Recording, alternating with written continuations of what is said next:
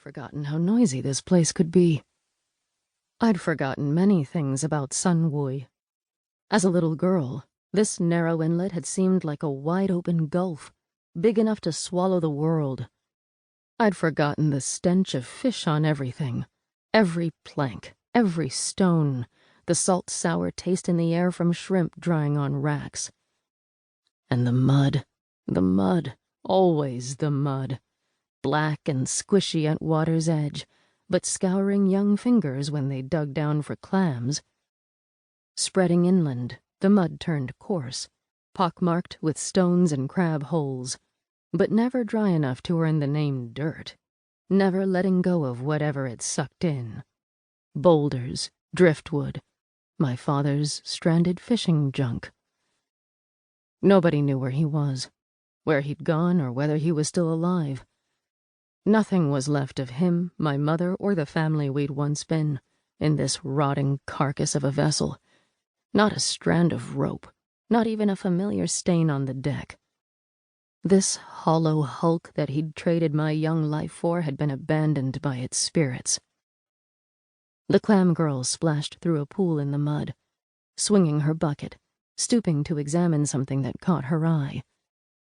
I turned my head away, but too late. The memory flooded in. Years and years ago, another little girl had set down a clam bucket in nearly the same spot and picked up a dazzling red scallop. "I'll give this to my new baby brother or sister. Do any day now," I'd thought. I remembered shrieking with laughter when a hermit crab popped out a claw and tickled my hand before I set it down and it scurried away. I'd clung to this memory through the years on the flower boats, always recalling that last perfect moment of my life.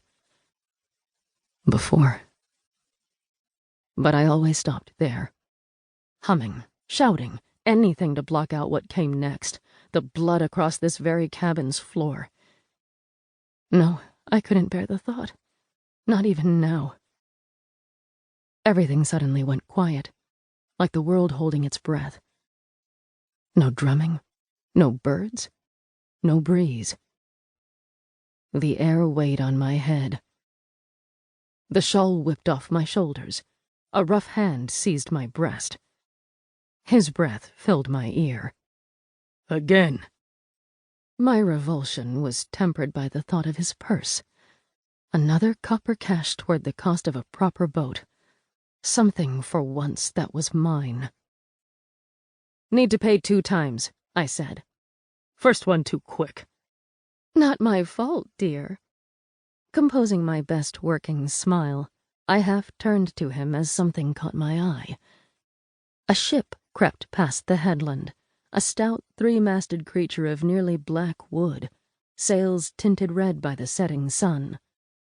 I would have taken it for an eat-water coastal trader if it hadn't been for an unusually tall deckhouse at the rear.